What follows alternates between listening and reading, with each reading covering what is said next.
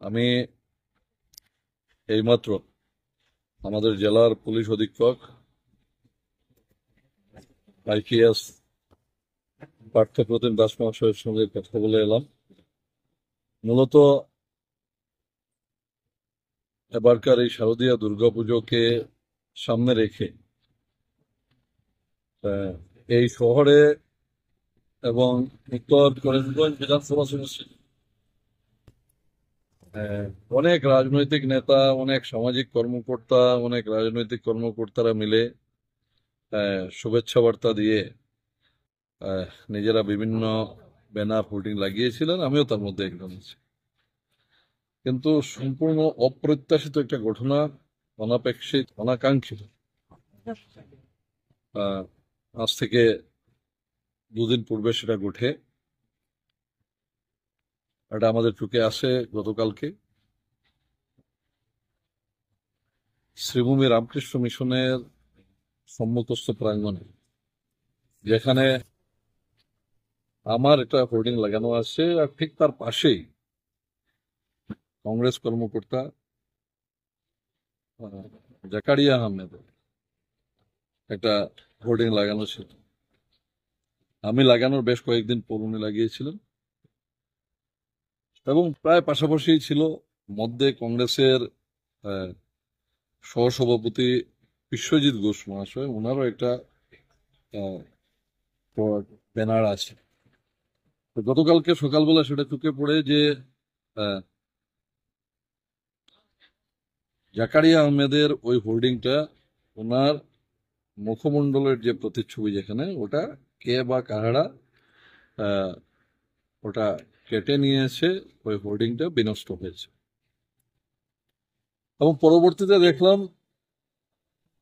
বেশ কিছু সম্মানিত ব্যক্তিবর্গ এই শহরের বা এই বিধানসভা সমষ্টির বা এই জেলা, যারা সামাজিক মাধ্যমে বা বিভিন্নভাবে এই কথাগুলো তুলছেন এবং বেশ বেশ একটা রসালো বিষয় উঠে আসছে। কিন্তু এটা কে করলো, কারা করলো, তার করার পিছনে কি কারণ আছে, কি উদ্দেশ্য চরিতার্থ করার জন্য এটা করা হয়েছে, সেই বিষয়গুলো নিয়ে যে ওটার পর্যালোচনার দরকার আছে বা তার তদন্তের দরকার আছে, সেটা করার জন্য কেউ এগিয়ে এসেছেন বলে আমি দেখি। গতকালকে পুরো দিন আমি ব্যস্ত ছিলাম, বিভিন্ন জায়গায় বিভিন্ন পূজা মণ্ডপের উদ্ঘাটন হচ্ছে, কিছু কিছু জায়গায় যেতে হয়েছে, আমি সময় পাইনি। আমি আজ আমার পাড়ার পুজো থেকে বেরিয়ে এসে আমি এখন আমাদের পুলিশ অধীক্ষক মহাশয় শ্রী পার্থপ্রতিম দাস আইপিএস, আমি ওনার সঙ্গে কথা বলি এই বিষয়ে, এবং আমি ওনার কাছে অনুরোধ রাখি যে অতি সত্বর উপযুক্ত তদন্তক্রমে ওই অনাকাঙ্ক্ষিত ঘটনাটা কে ঘটাবে। এটা এক সময় ছিল যখন কংগ্রেস সরকার ছিল এই রাজ্যে, এই জেলায় অনেক ঘটনা ঘটেছে। কারোর ব্যানার ছেঁড়া হয়েছে, ব্যানার রাস্তায় ফেলা হয়েছে, নালায় ফেলা হয়েছে, যারা বিরোধী দলে কাজ করতেন তাদের প্রায় শ্বাসরুদ্ধকর অবস্থা হয়েছিল। বিভিন্ন সময় পুলিশ লেলিয়ে দেওয়া, এগুলো অনেক ঘটনা আছে। এই ঘটনাগুলো সাক্ষী তো আমি আছি, আমাকে নতুন করে কেউ বলতে হবে নাকি। কিন্তু ভারতীয় জনতা পার্টির সরকার আসার পর অন্তত পক্ষে যে বিরোধী দলের মুখ চেপে দৌড়া হবে এরকম পরিবেশ অন্তত পক্ষে আসামে নেই বা এই জেলায়ও নেই। যে কোনো দল রাজনৈতিক দলের কর্মকর্তা তার কাজ করবে, তার প্রচার প্রসারের উদ্দেশ্যে কাজ করবে, এটাই স্বাভাবিক আছে। মানুষ সব দেখছে, মানুষ উপলব্ধি করতে পারছে যে আজকের দিনে কোন রাজনৈতিক দলের সঙ্গে থাকা দরকার, কোন দলকে সমর্থন করা দরকার।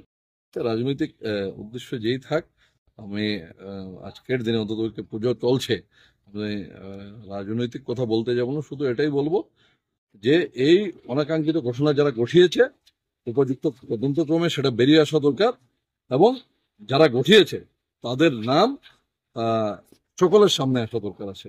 আমি এই কথা মাননীয় পুলিশ অধীক্ষক মহোদয়কে বলেছি যে আপনি অতি সত্বর বিভিন্ন জায়গায় পুলিশেরও সোর্স কাজ করে ওই সোর্সগুলো কাজে লাগান আপনি, বা যদি কোনো জায়গায় ভিডিও ফুটেজ পান আপনি দেখুন যে ওটা কারা করছে।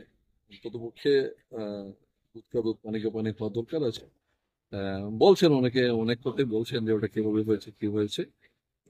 যাই হোক, আমি দেখলাম বেশ সামাজিক মাধ্যমে অনেকে অনেক কথাগুলো বলছেন, কিন্তু কেউ এগিয়ে এসে এটার তদন্তক্রমে এটা বেরিয়ে আসা প্রয়োজন আছে, সেটার পদক্ষেপ কেউ নেননি। আমি পুজো মণ্ডপ থেকে বেরিয়ে এসে আমি একদম প্রত্যক্ষভাবে আমাদের জেলা পুলিশ অধীক্ষক মহাশয়কে আমি সেই অনুরোধ করেছি। উনি আমাকে বলেছেন অতি সত্বর উনি এটার বিহিত ব্যবস্থা গ্রহণ করবেন।